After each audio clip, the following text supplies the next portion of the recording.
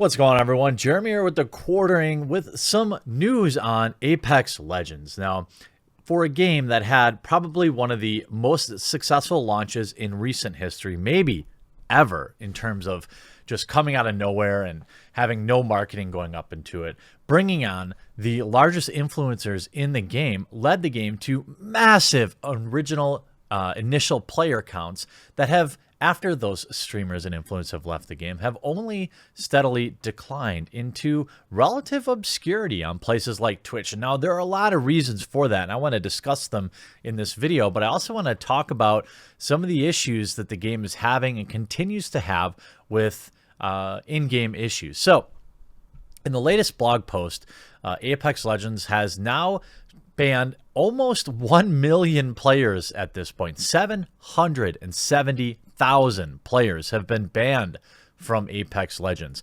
They've blocked the creation of 300,000 accounts. They've banned over 4,000 cheat seller accounts and spammers in the last 20 days. Total matches on PC impacted by cheaters or spammers have been reduced by over half in the last month due to recent efforts. Now, this is one of those pieces of data that I think I'm happy to see them share. I think it's a good idea to be transparent, but also it creates, well, a video. Now, the cheating and spamming and stuff like that inside of Apex Legends is well known by the existing player base, so I think overall, you have to take the positive away from this. While there is some negative creating bad press, you have to keep your existing player base happy.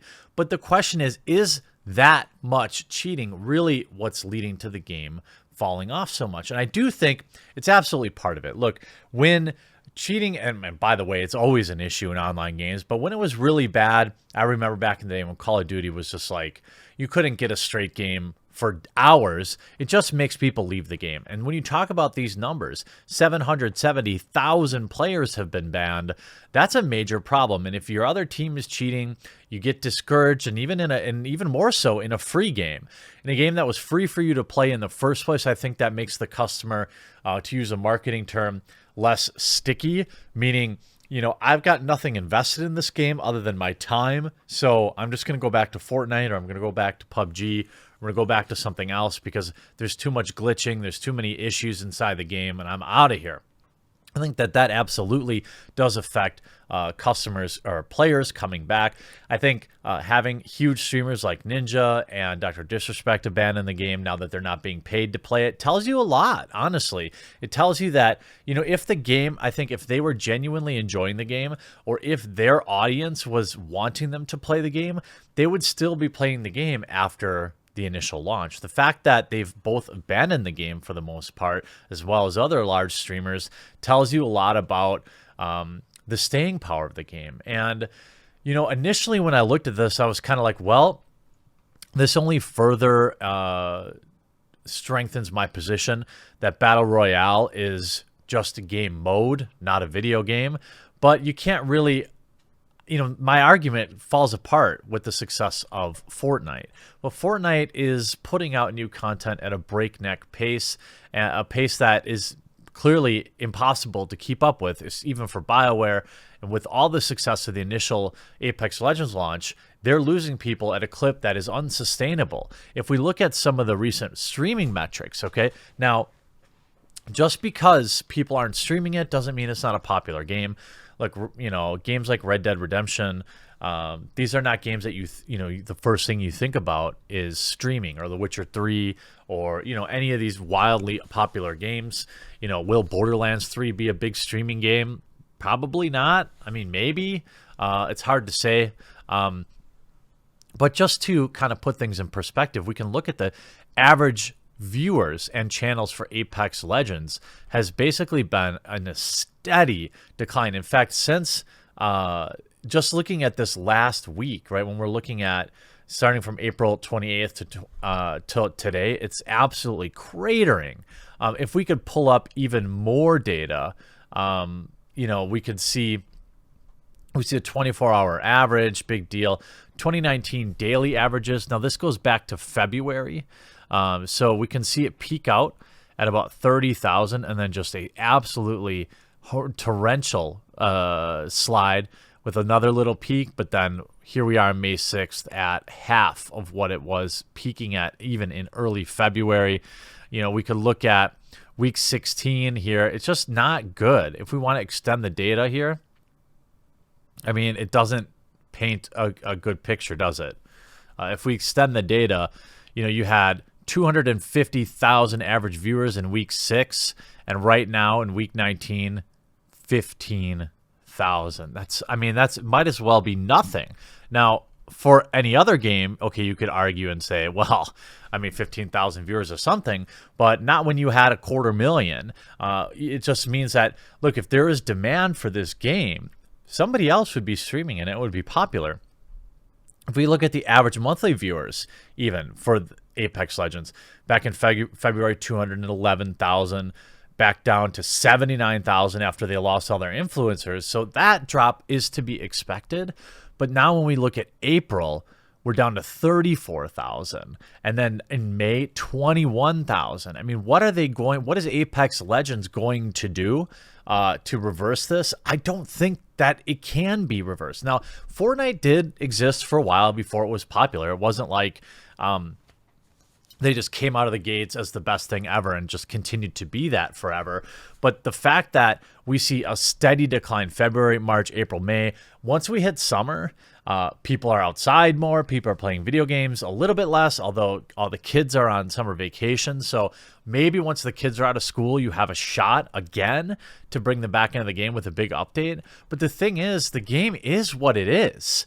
I don't know what you could necessarily change about the game to bring back all those people. Now, if the largest reason people left has been the fact that cheating and glitching was that much of an issue, well, you need to get the word out. And so I guess this video will do that. Do you think that people jumped the gun on calling this a huge success? I generally do. I think there was that initial, there's Genius, right? Genius, there's that initial, wow, this is this new thing I didn't even hear. Oh, there's a brand new free game out there. I'm going to get this. I'm going to play it. Oh, Ninja's playing it. Oh, Dr. Disrespect's playing it. This is great.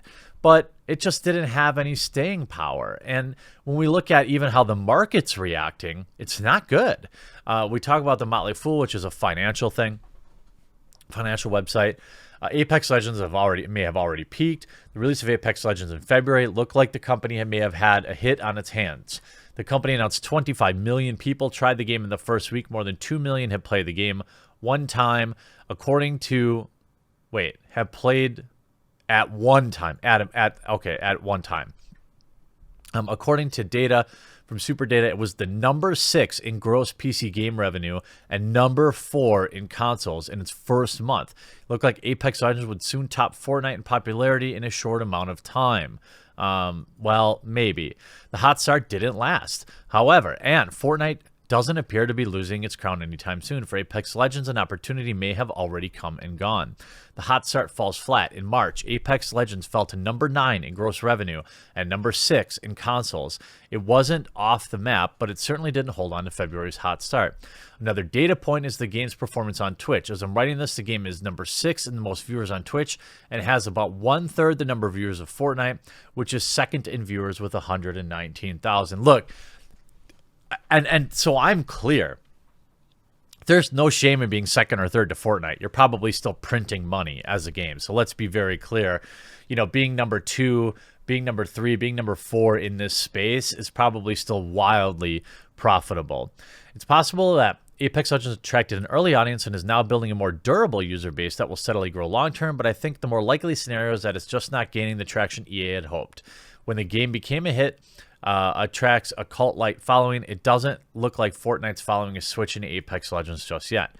The challenge for EA is that offering Apex Legends free to play, so it needs to build an audience and get them to buy Apex coins, the currency used to buy upgrades in the game.